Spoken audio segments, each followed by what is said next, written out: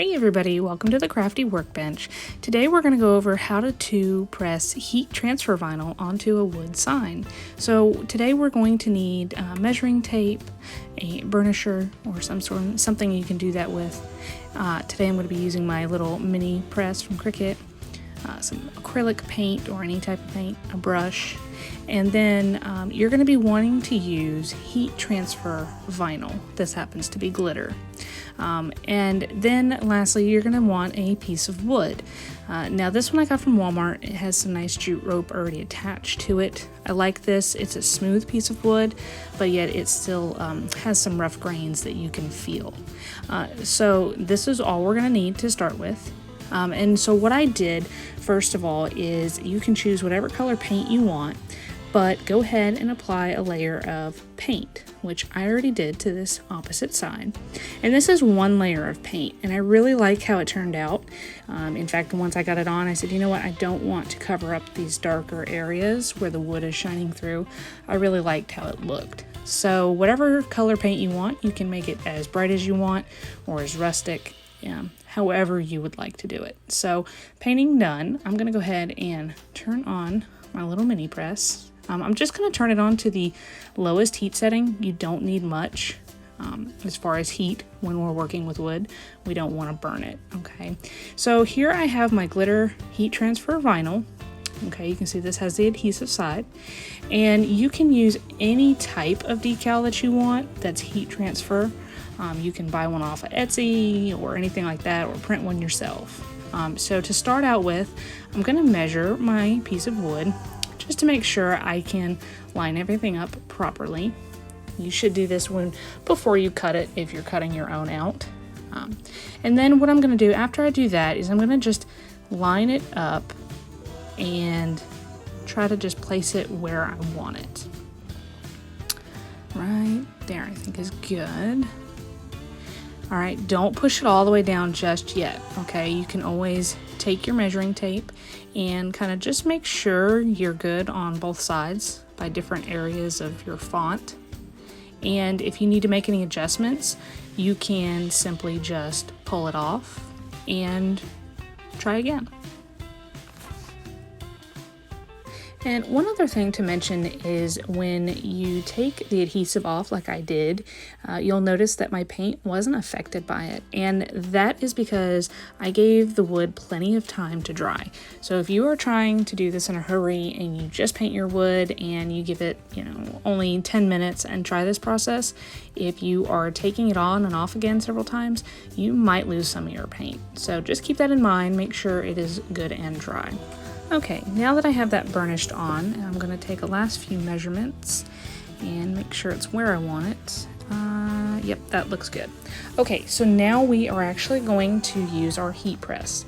So I am going to grab my heat press. I have a green light. Okay, you'll notice this center area. That's where I always typically try to start. I like to do this so the sides don't move. The adhesive somehow does not move on me. So you will see that I'm just going to put it down and I'm going to add some pressure and I'm going to keep moving. It's very important to keep moving. You don't want to burn your vinyl and you don't want to burn the wood.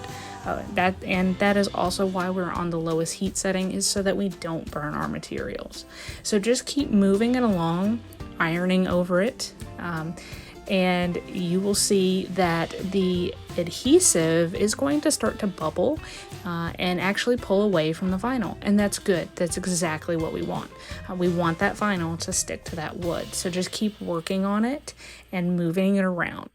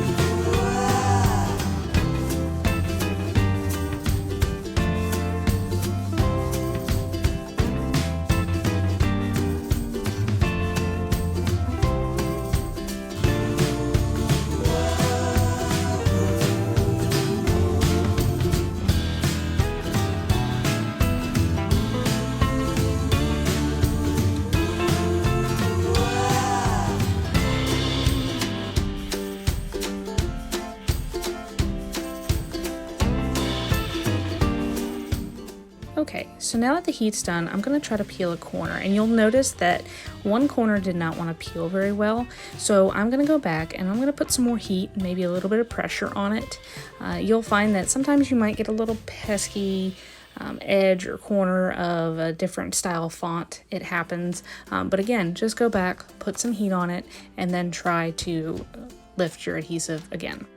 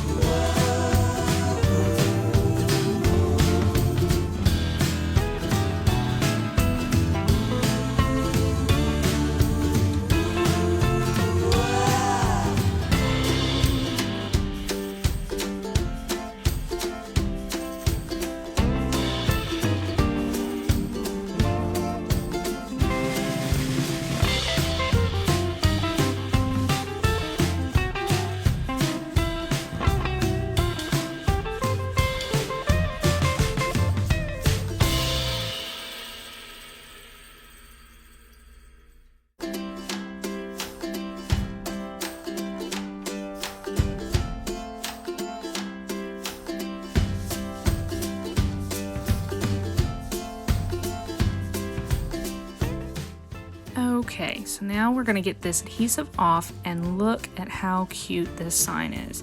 I do like to go over it with my hands just to make sure there's no lifted corners or adhesive bits that are stuck on there. Now this is actually going in the center of a wreath I'm making for my friend, so knowing it's going outside, I want to seal it. So I'm going to use some Mod Podge for this, but if you want to use any type of spray sealer, you can also use that. So I'm just going to take a brush and simply apply the Mod Podge right over the wood and right over the vinyl. Glitter vinyl, it's a little fun to do, but I will show you how I do this. So I like doing a horizontal brush stroke for this sign because it's a rectangular piece of wood. So what I'm going to do is start out horizontal, but you'll notice if you're doing any vinyl, but especially glitter vinyl, that Mod Podge is going to kind of clump up in certain areas of your font. So what you want to do is kind of do different brush strokes so that way nothing clumps up around the edges. And then go back and you can lightly do a finishing stroke to match all the rest.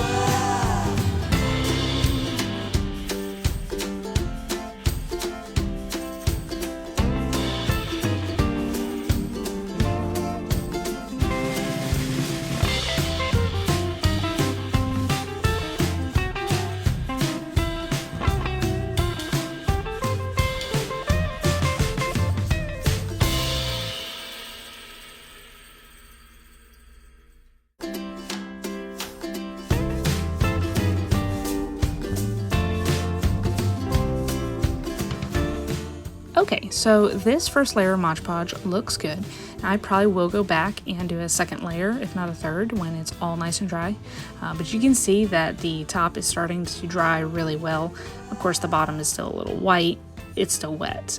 But guys, this is my beautiful little sign that we did very quickly with just using heat transfer vinyl. This is actually what the wreath looks like. I'm so excited to give it to my friend, and I hope she really likes it. Thanks for checking out the Crafty Workbench and this short little video. See you in the next one.